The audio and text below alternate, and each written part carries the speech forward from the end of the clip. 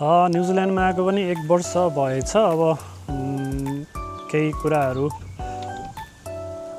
हुँदै गर्दा, देख्दै गर्दा, सिक्दै गर्दा यहाँनिर चाहिँ अब स्टुडेन्ट मात्र सिङ्गल आएर आफ्नो कोर्स 1 वर्ष सकिसकेपछि 1 वर्षको त अभियसली फी पे नै गरेर आइन्छ हैन, नेपालबाट आउँदा फी पे गरेर आइसकेपछि नेक्स्ट इयरको नेक्स्ट सेमेस्टरको फी चाहिँ आफैले जुटाउन सक्छ कि सक्दैन भन्ने कुरा चाहिँ यसो मैले विचार गरेँ, हेरेँ अनि एउटा भिडियो बनाउन मन लाग्यो।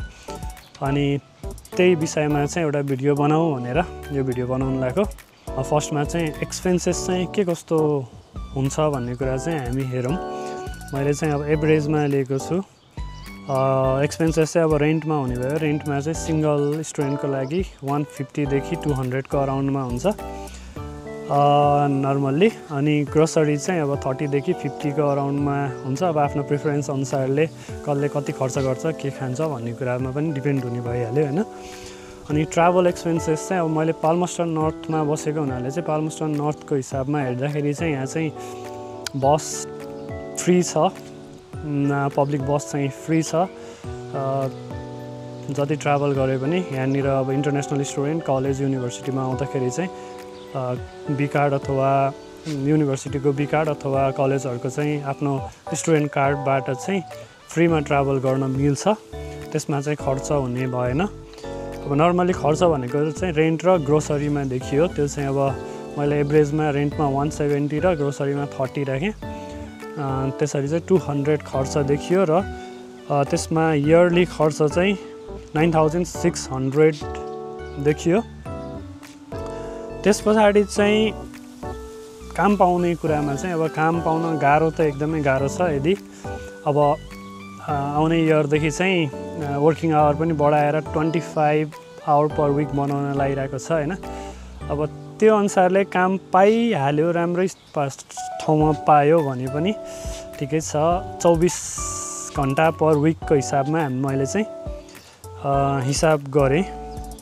अनि त्यसरी गर्दाखेरि चाहिँ अब मिनिमम वेजकै हिसाब गर्दाखेरि ट्याक्स काटेर चाहिँ 465 पर विक र 9 महिनाको चाहिँ 16740 हुने रहेछ। 9 महिना मात्रै किन हिसाब गरेको भन्दाखेरि चाहिँ 3 महिना चाहिँ अब टर्म ब्रेक हुने भयो। अब टर्म ब्रेकमा चाहिँ फुल टाइम काम गर्न मिल्छ भन्ने हिसाबमा फुल टाइमको जोड्नको लागि चाहिँ मैले त्यो 9 महिनाको मात्र हिसाब गरेँ। र टर्म ब्रेकमा 3 महिनामा चाहिँ अब 40 घन्टा पर विक गर्दाखेरि 3 महिनामा चाहिँ 9306 चाहिँ हुने रहेछ। अनि टोटल इन्कम चाहिँ अब ड्युरिङ सेमेस्टर र यो टर्म ब्रेकको बेलामा चाहिँ दुईटालाई जोडेर चाहिँ 26046 देखियो इयरली इन्कम। त्यसमा अब मिनिमम एक्सपेन्सेस घटाउँदाखेरि चाहिँ 16446 आयो है। यो चाहिँ अब एकदमै मिनिमम एक्सपेन्सेसको हिसाब गरे हो। अब के किन्न मन लाग्छ, के गर्न मन लाग्छ हैन। अब मिनिमम एक्सपेन्सेस र अब हाइएस्ट इन्कमको हिसाब भयो। अब 24 आवर भनेको चाहिँ हाइएस्ट नै हो हैन, किनभने नर्मल्ली पाइरहेको हुँदैन जब। अब नर्मल्ली 10 घन्टा 12 घन्टा त्यस्तो मात्रै पाइरहेको पनि हुन्छ। अब पाएछ भनेको हिसाब भयो यो चाहिँ हैन। अब युनिभर्सिटीको फी त यसै महँगो नै हुन्छ, अराउन्ड अब 20K हुन्छ। 16000 अराउन्डमा चाहिँ बचेको देखियो भनेपछि युनिभर्सिटीको फी तिर्न त पुगेन। कलेजको फी चाहिँ इन कम्पेरिजन सस्तो हुन्छ, तर कलेजहरूमा चाहिँ नर्मल्ली 3 महिनाको चाहिँ ब्रेक नहुनु पनि सक्छ।